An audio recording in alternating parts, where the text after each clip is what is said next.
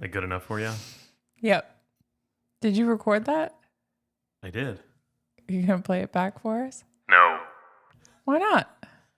Why not? I don't know. It's relevant. Doesn't matter. None of it matters. Irrelevant. Doesn't matter. Doesn't.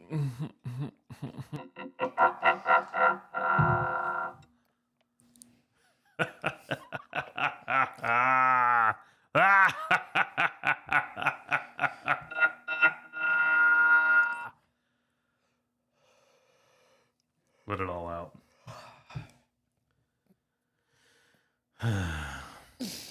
Take a deep breath. The deepest. The bluest. Have a root beer. Delicious root beer. Made by Liquid death. We're punch drunk. I'm punch drunk. Are you punch drunk? I'm just tired. I recorded all of that. All of those shenanigans. I'm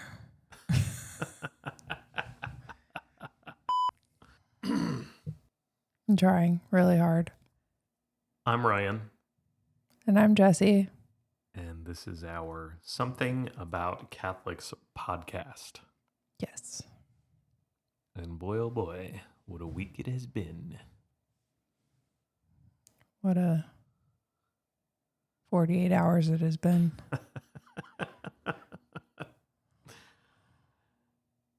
think we were originally going to talk about Mary today. And depending on where we get to in this conversation, we might still do that. But I think over the last 48 to 72 hours, it's just funny to watch all of the things that can happen. You're holding your eyebrows right now. Is that because your eyes are twitching as you think about the events of the times that we've been through? Well, this is the best that my eyes have felt since we've,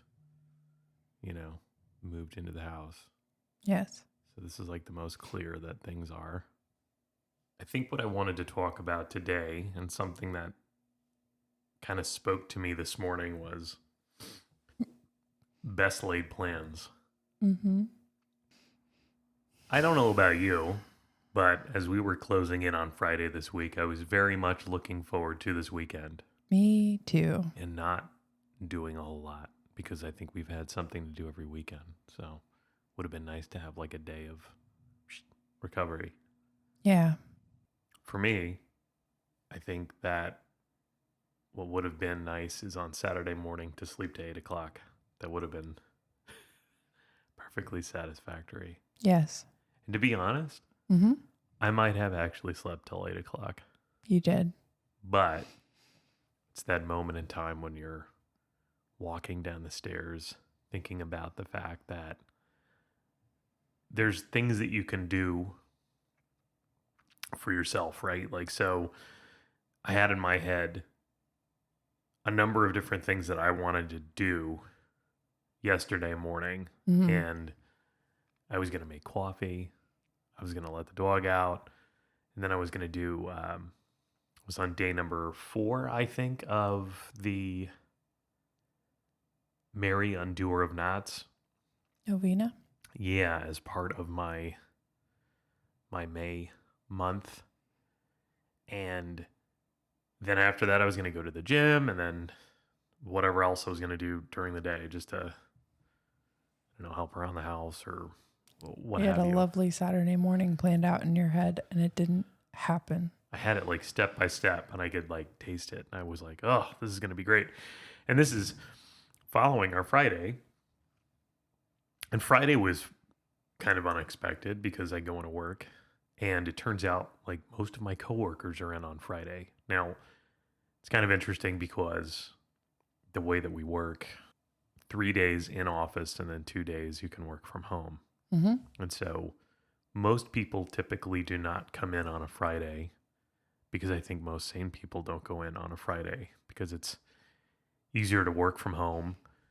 And then at 4:30, You can start your weekend. right, people just disconnect and they're like, all right, I'm home. I'm off to the races.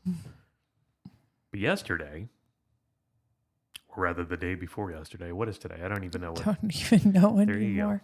Sunday, right? We're basically going to talk about taking the good with the bad because Friday, good things happened. Saturday was a harder day, right? Well, Friday morning was interesting because one of my coworkers says, "Hey, we're going to go see Billy Idol." And Joan Jett is opening for him, and I'm like, "Whoa, that's wild!" And then she's like, "It's $40 a person," and I'm thinking like, "That's Also crazy," wild. because I would think that these people would be super duper expensive to see.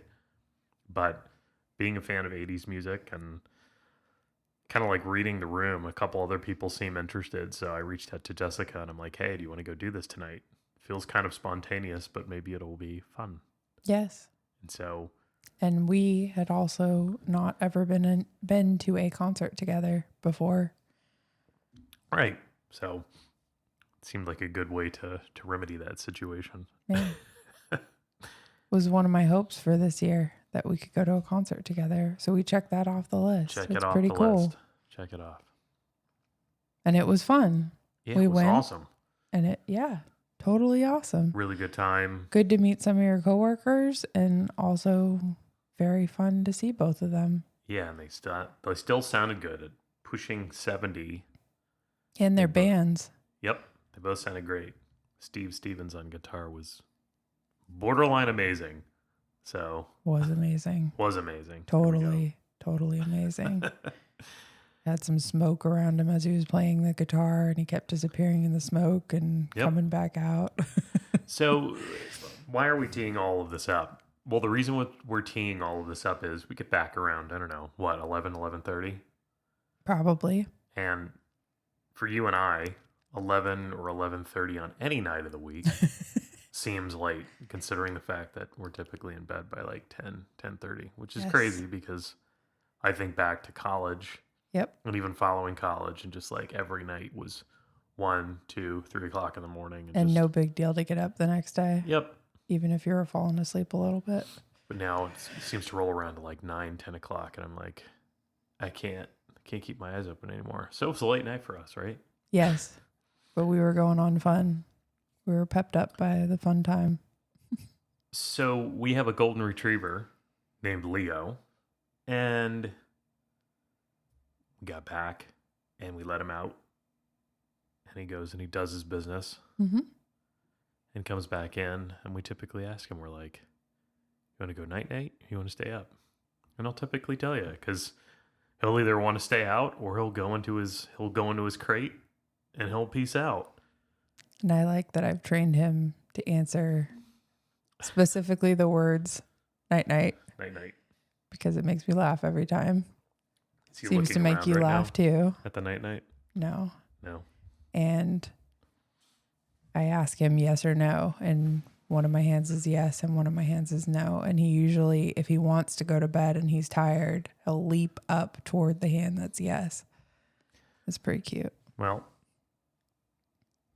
he decided he wanted to go night night. Yes. And all was right with the world because we quickly went up to bed, and I think within minutes Mm-hmm. I was sound asleep and you were sound asleep. Yes. We had a fun night. We were happy. Good stuff. We went to sleep. Pretty much the best night, the best Friday night. Aw. And then getting up the next morning, kind of like having an idea of what you're going to do in your head. Oh, yeah. Part of the other thing was that I was going to edit last week's podcast. And I was going to get up and prepare for today's podcast because I had not had time to do that during the week. as we kind of circle back to the beginning of the conversation, this is all about best laid plans. So in this particular case, I came downstairs and the entire living room smelled awful, just rancid. Mm-hmm. And I'm looking around because on occasion our cat decides to leave us presents. And I go from room to room. I'm looking in corners. I'm looking in shoes. I'm looking everywhere. But if you'll notice, we set this up we put our dog to bed and everything was normal. So I'm like, okay, I don't see anything. And I walk over to his crate. He's got like a tarp on top of it that zips. Yeah, well, it's like a tarp that's almost like made for It's a the cover. crate. Yeah. And then part of it unzips and you kind of like flip it back and then open So the that it can crate be and- like a little cave for him. He likes it. So it's dark. Can't see out. So I open that up and it's just covered in poop and vomit. Mm-hmm. And he's just like standing there and he's soaking wet because I think he's covered in it. Poor guy. And I felt so bad for him. It's like one of those like, oh boy, well, What do you even do? yeah, what do you even do, right? Because it's everywhere. It's all over the crate. It's outside of the crate. It's all over him. Sorry, listeners. So I let him outside. And of course, it's not a nice day. It's raining. We're under one of those like severe thunderstorm warnings, which I think is nonsense, by the way. The more and more time goes on, I think it's just a new thing with like social media. I never remember being this informed about weather, and 90% of the time the weather doesn't happen. This is the day that it's going to storm like- for real. And it's disgusting outside. So not only is it raining, not only is everything soaking wet, it looks like threatening, right? Because it's just dark clouds everywhere. And I'm like, good grief. And so he runs outside and he immediately starts rolling in the grass. And I'm like, ugh, what do I do? So I need Jesse's help. I know that I can't accomplish this alone. Mm-hmm. I have no idea because I'm upstairs. And I'm like, what do I do? Do I go wake her up? I guess I have to wake her up. Mm-hmm. So I walk back upstairs and I'm like, a nightmare has occurred. Like end of world scenario. Mm-hmm. You're like half awake. You're like, what's going on? And I go, I open the zipper to Leo's crate and he looks like the dog from Cujo. He's like just like soaking wet with yuckiness. Mm-hmm. And he's out in the backyard and it's everywhere. And you're like, oh no. Yeah. I can't even imagine what horror. This is not typical too for our dog. No. He's never like every day. I am so thankful that he's been like good. Like I'm not saying good in temperament, just like this has not happened. Like he likes his crate. He goes in it at night. He comes out in the morning. He doesn't leave us presents like you were just talking about with the cat. And it's never a thing that we have to deal with. So I guess if it was all going to culminate on one day where it was such a big deal in one day, you can chalk it up and leave it alone. But it was a lot. Well, I think the other thing is, I don't know what caused it. That's the other piece of the puzzle, right? Our brains are trying to figure out like, how can we prevent this from ever happening again? Because he went to sleep happy and then to wake up like that is just like, wow, what did he eat? Yep. And so anyways, you came to get me. I came downstairs and we yeah. And I gave don't him mean a to bath outside. belabor the point here, but basically the reason that this is so important is this became our Saturday. Yes. And Jessie was originally going to go see one of her friends receive an award, and then her brother's in town. We didn't know she was going to receive an award. Well, congratulations to Erica. Yes. I went to go see her in a jiu-jitsu competition and she won first place. was awesome. And it's the first time I've seen a jiu-jitsu competition. So I learned things there too. And then I was going to go see my brother who's visiting for the first time since I think like Christmas. So Right. felt important to do both of those things is all I'm trying to say. Like you can't just say, I'll see you next weekend or I'll see you tomorrow or to either of those things. So we give Leo a bath outside. It's still pouring rain, by the way. We're just like covering him in soap. And because it's outside, there's nowhere to really like contain him, so to speak. We have a fenced in backyard, but there's not like he's not in a bathtub. He's not in like a contained place, so to speak. Yep. So and he's used to that with baths because we've never had an incident like this. We just say, do you want a bath? And the amazing dog gets in the bath. He is the best. But we're getting him yesterday with the hose, and it's like cold water, and I could just see that he's like, yes. Ugh. And then this is the worst day of his life and our lives. he gets away, and he's still getting rid of whatever made him sick in the first place. And so I could just see, his tail is down. He's not doing great. And we've got to like trim part of his fur. And like, it's just the whole, like everything that you could think of in a nightmare scenario. And so we get him dried off and I get him back inside. And he just kind of comes in and flops over.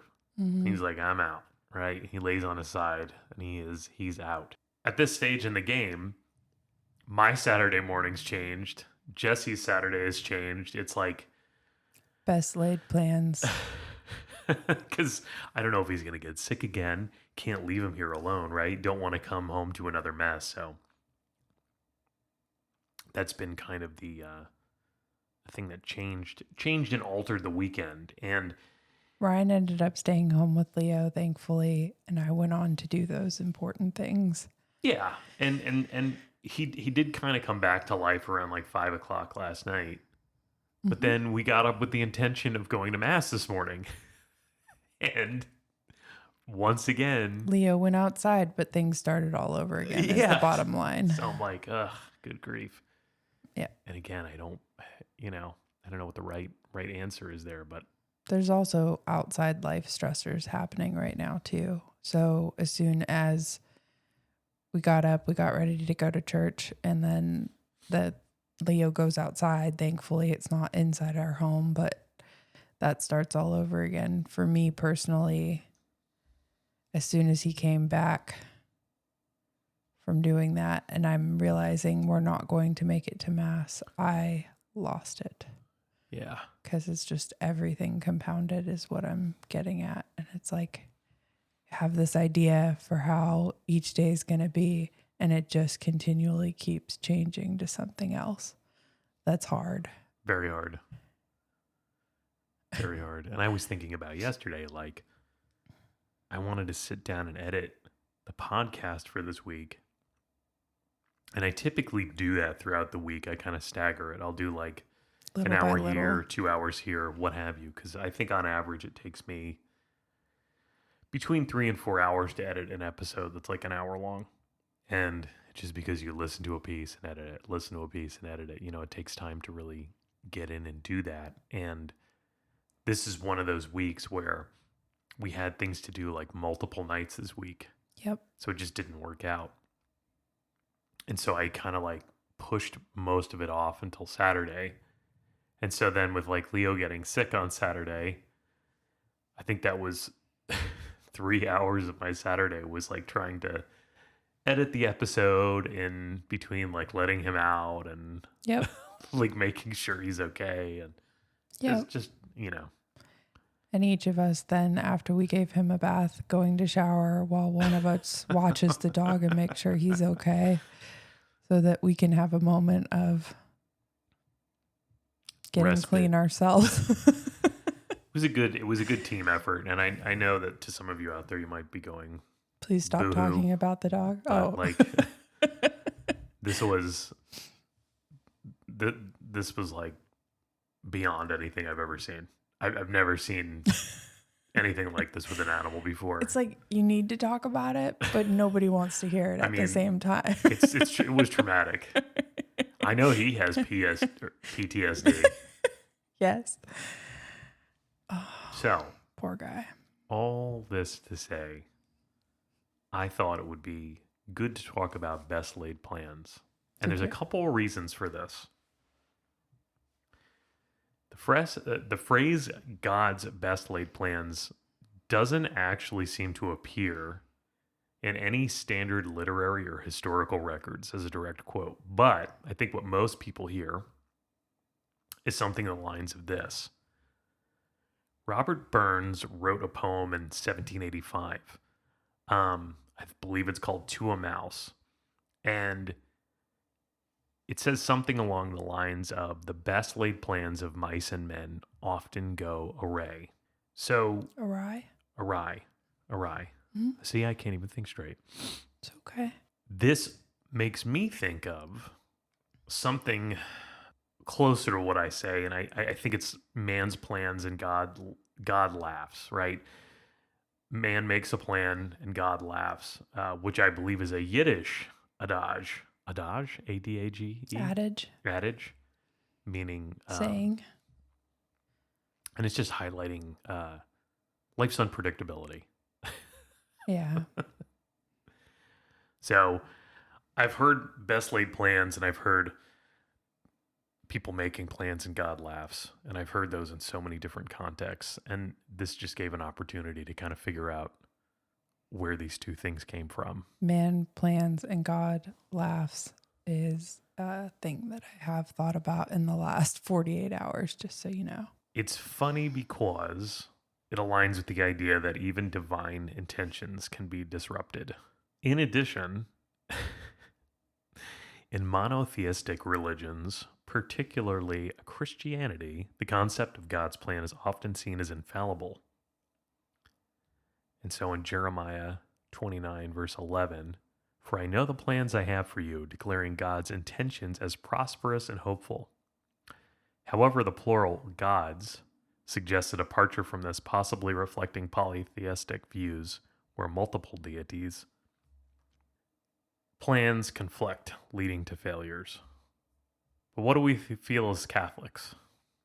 We hear these different things, and they're true because we talked a little bit about faith and free will, and this seems to fall in line with that, right? I mean, in Catholic teaching, God's plans are seen as perfect and cannot ultimately fail.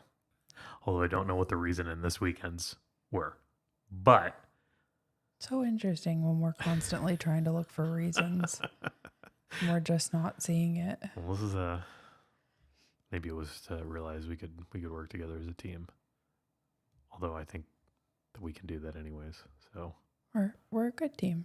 I appreciate you very much. Likewise. Thank you. This belief is rooted in the concept of divine providence, not our. Well, maybe it is. I was going to say not our teamwork, but maybe our teamwork is based on that. If we think that marriage is a sacrament, you can focus on that. That maybe that is one of God's plans in the day. So the belief is rooted in the concept of divine providence, where God guides all creation towards its ultimate purpose, including human salvation, even if that means cleaning vomit and other fun out of a doggy cage. What? Say it. I just feel really bad for people listening to us talk about those things. Hard to... I think maybe at the beginning when I write something, I'll say trigger warning. Guess what? You know what? I was there. And whatever you're thinking out there as far as your imagination is concerned, it was worse. It was hell. worse. It was worse. And I'm here to tell the story. If you take this a step further, the Catechism of the Catholic Church explains that God's plan includes each person's free response to his grace, as seen in the events leading to Jesus' crucifixion, where human actions fulfilled God's predestined plan for salvation. So this leads to something kind of cool with St. Thomas Aquinas. Catholicism emphasizes that human free will is genuine, and God does not override it. I wish John was here because this is always John's favorite thing to argue about. John is one of Ryan's friends, if you're listening. Instead, theological traditions like Thomism?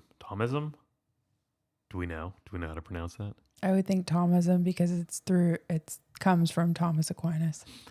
Through St. Thomas Aquinas, suggest a double agency where God is the primary cause of all actions, including human choices, while still preserving their freedom. So again, double agency. I didn't know that double agency was the name for this. And it's extremely difficult to understand if you think about this for a moment. But St. Thomas Aquinas suggests double agency, where God is the primary cause of all actions, including human choices, while still preserving their freedom. So God is the cause of all of the actions, but you and I still have free will to act as we might. Mm-hmm. And it could, things could go multiple ways. Yes. It's a very, very, very, it actually breaks my brain a little bit when I think about it. Yeah. You have some other perspectives in there, though. I'm curious to ask you which one you lean more toward thinking after you go through the three that you came up with. So, other perspectives like Molinism, Molinism, propose that God has middle knowledge to know how humans will freely act in any situation, arranging circumstances accordingly, while Benesianism emphasizes intrinsically efficacious grace. Both views accepted within Catholicism affirm that God's plan ultimately succeeds. I tend to lead towards my man, St. Thomas Aquinas, and his double agency. Thought it was interesting because it says the Molinism, the middle knowledge one. Right.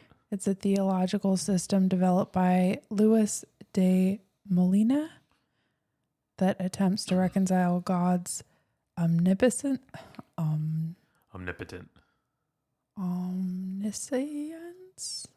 omniscience,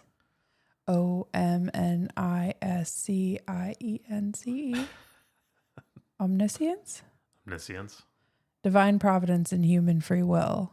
Molinists propose that God knows prior to his own decrees how any possible rational agent would freely act in any possible situation. And then the other one I probably can't pronounce properly. How did you say that? I said Benesianism.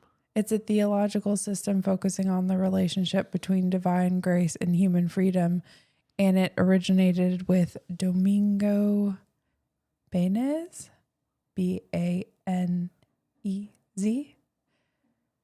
a Spanish Dominican theologian, and it says it's a specific interpretation within the Dominican school, building upon the teachings of St. Thomas Aquinas. So it's like it originally built upon what you think about St. Thomas Aquinas. Yes, with the double. I think that's interesting. It's like everybody's trying to figure out their purpose here and what it all means. And I think we're all having a difficult time with it. I would like to understand a little bit more about how you can have both views be accepted within Catholicism. And I guess I would need a priest in order to ask that question and try to figure that out.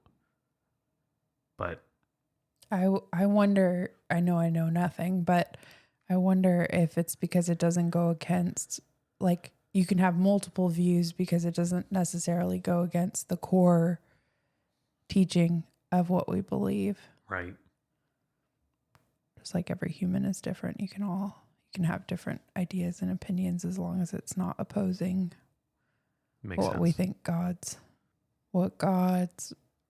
intention for our life is, or anyways. I think that's what people fall back on, like his divine plan, whatever he wants for us at the end of the day. It's all part of it. We're all part of that in some way, shape, or form. I don't know. Maybe somebody needs to just hear about this out in La La Land. I don't know. Yeah. There could be a zillion different reasons. We should trust in God's providence, knowing that even when plans seem to fail, God can bring good out of evil. And so if we look at things like Ephesians, verse 1, chapter 11, which states God accomplishes all things according to his counsel and will.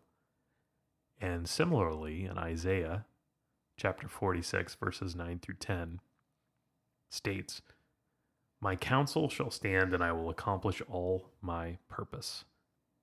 And the purpose in both of these verses is to just help us to see challenges as part of a larger divine plan to lead to some type of ultimate good, which I think God has put out there for us. It's an interesting thing to me. In line with the trust in God's divine providence, had you heard the prayer from St. John Henry Newman, The Mission of My Life? No. It popped up recently when scrolling social media, and I thought it applied to your trust in divine providence, what you just said. So, can I share the prayer with you? Of course you can. Okay. The Mission of My Life is the title of it, and the prayer is, God has created me to do him some definite service. He has committed some work to me, which he has not committed to another. I have my mission. I may never know it in this life, but I shall be told it in the next. I am a link in a chain, a bond of connection between persons. He has not created me for naught. I shall do good. I shall do his work. I shall be an angel of peace, a preacher of truth in my own place, while not intending it if I do, but keep his commandments. Therefore, I will trust him, whatever I am. I can never be thrown away. If I am in sickness, my sickness may serve him. In perplexity, my perplexity may serve him. If I am in sorrow, my sorrow may serve him. He does nothing in vain. He knows what he is about. He may take away my friends. He may throw me among strangers. He may make me feel desolate, make my spirit sink, hide my future from me. Still, he knows what he is about. Had you heard that prayer? No, I've never heard that prayer. As I was reading it, I was like, did you have any sort of reaction to it? Yeah, I Because was it having a looked like reaction. you. I bit one of my nails. I just think it's an interesting prayer because a lot of our prayers are, or at least the ones that I've seen for myself, a lot of the prayers that I come across are more like, Lord, please help me. This and this and this is going on. Have mercy on me, help me, all of the above. But that specific prayer, it's like, it goes in line with what you're saying about purpose for life. God already knows. Like you're basically just reaffirming and trying to give yourself strength through what already is going to be. Right. Just thought it was an interesting perspective. It is an I think I need to look for more perspective. prayers like that. Because instead of like, See, that's it. what? There you go. That's the thing though. What? Would you have thought about that had you not gone through what we went through this weekend? SHIT. Because we had literally and figuratively. we had a completely different thought about what we were going to do on today's podcast. Yeah. And God said, no. But think about what you just said, though. Seriously, I needed to hear that. And now I want to look for more prayers along those same lines. You wouldn't have thought about that. Correct. So, it is one of the maybe many reasons of why the SHIT needed to happen this weekend. I'm Poorly. spelling it just in case there's a kid with someone who's listening and you don't want them to know that word unless they can already spell and they're giggling or you're giggling. Something else that I wanted to add to this with free will and the compatibility of God's providence. The church teaches that humans are endowed with freedom, an outstanding manifestation of the divine image, capable of directing themselves toward their true good. And so that's cited from, what is the CCC? Catechism of the Catholic Church, as cited in Free Will and Theology. This freedom allows humans to accept or reject God's grace, creating a synergy between human freedom and divine grace for salvation. That's fascinating to me. So even with God's grace and being part of this divine plan, we have the freedom to accept that grace, accept that divine teaching, or reject it outright. But without that, is there salvation? Like, how do you embrace it, right? Because you could reject it. Yes. And then where do you go? Like, where does your life go? Not good. Right. Because you don't have the graces. So take it a step further. The Catechism also provides an example of the actions of King Herod, Pontius Pilate, and others that took part in the crucifixion of Jesus were free acts, right? Yet they were part of what God's hand and plan had predestined to take place. This illustrates that God's plan included human free will responses, not overriding them, but incorporating them into his grand master plan. God's foreknowledge does not determine human freedom. He allows humans to freely cooperate or not with the plan of universal salvation, thereby enhancing human dignity as creatures like ourselves depend on God's grace to attain their ultimate end.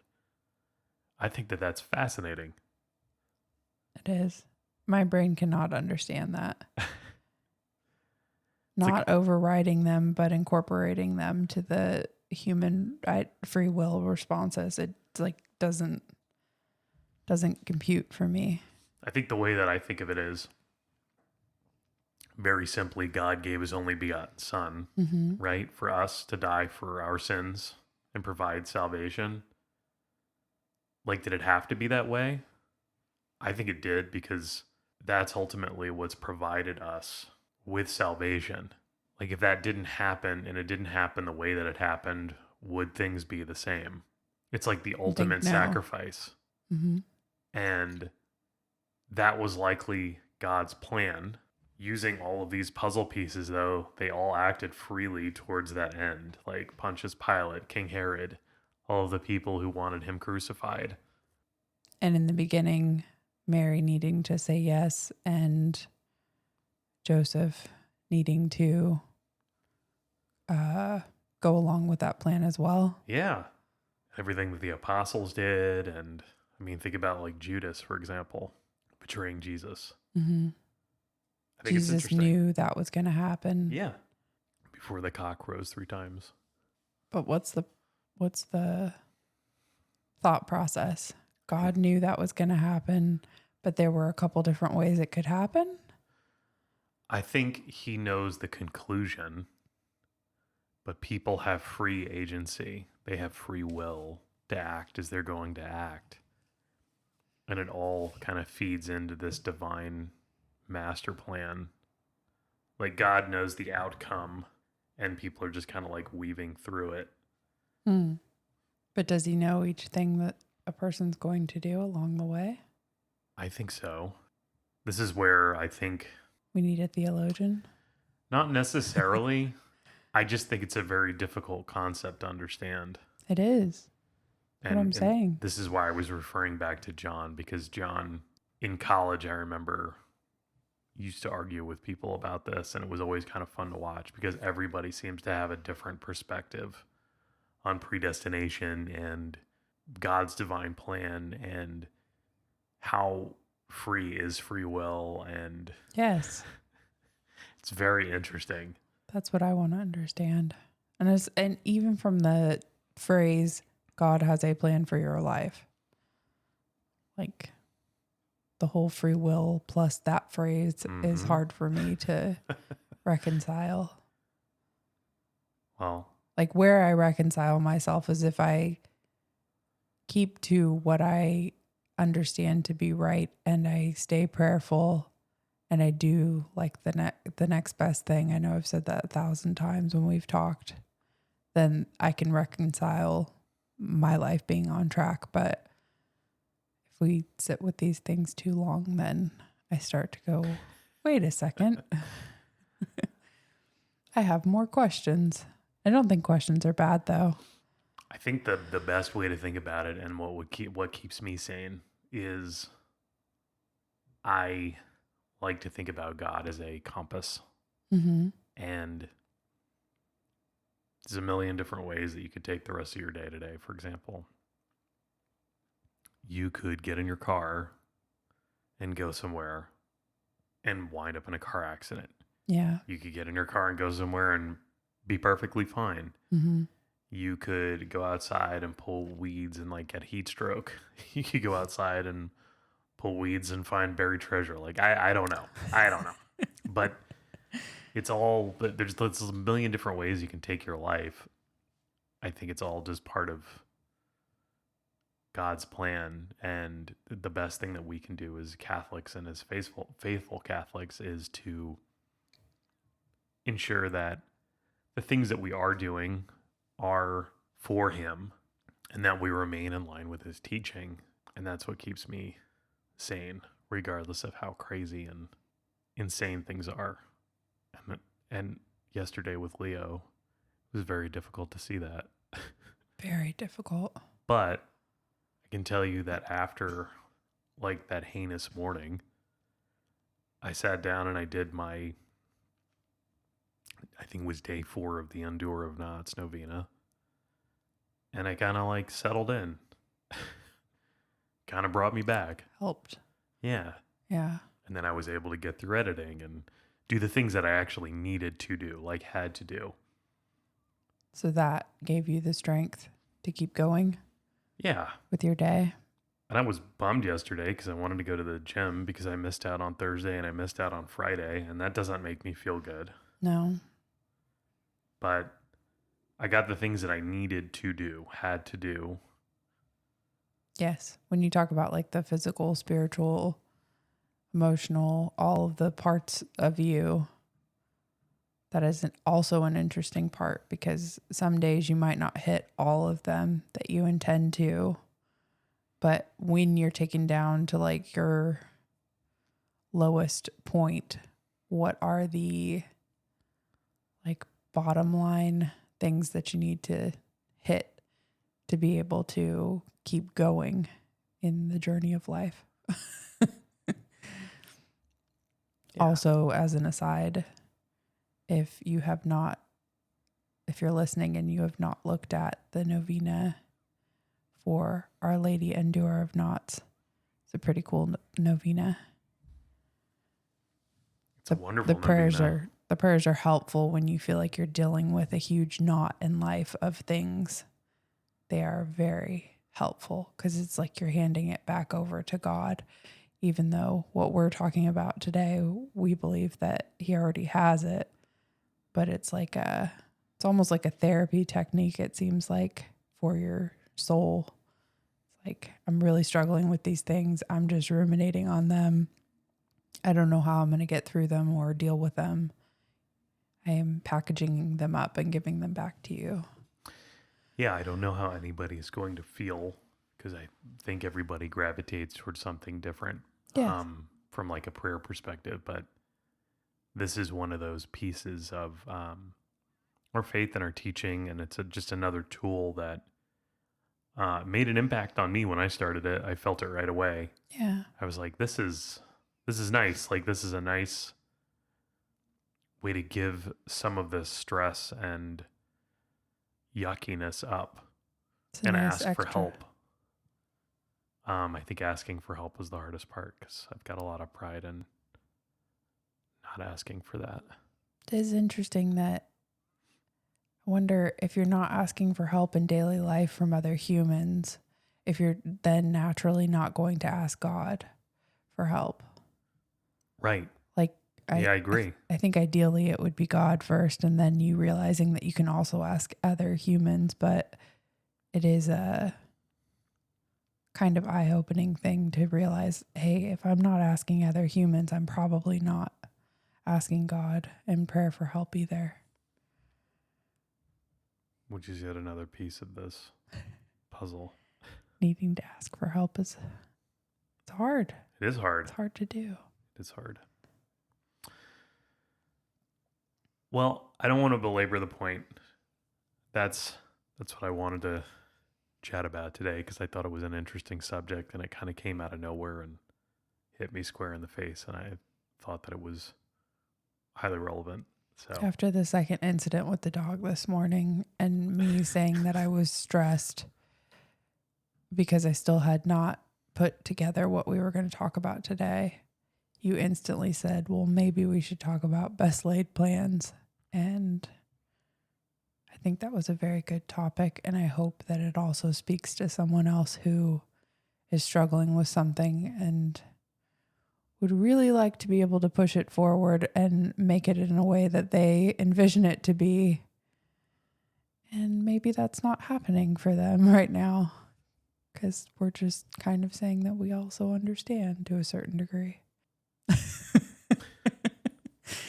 Yep. Can I go take a nap now? I mean, also a good idea. A nap, a snack, laughing. Yep. Talking to a friend.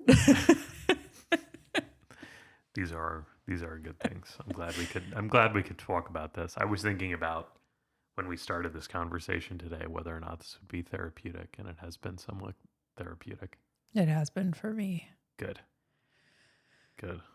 Because I was thinking that this was probably, as soon as we started recording, going to turn into a bit of a downer because of the mood that I was in. But it's not. It was a good thing.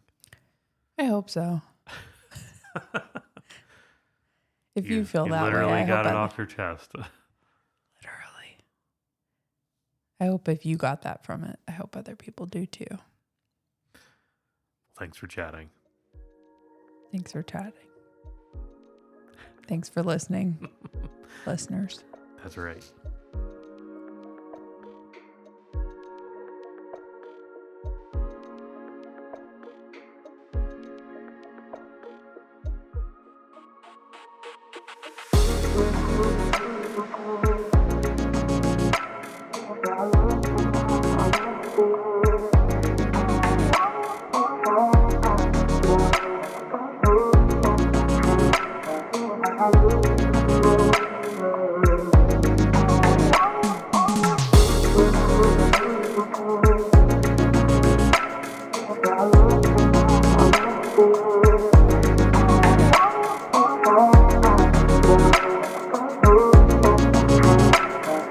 Hello.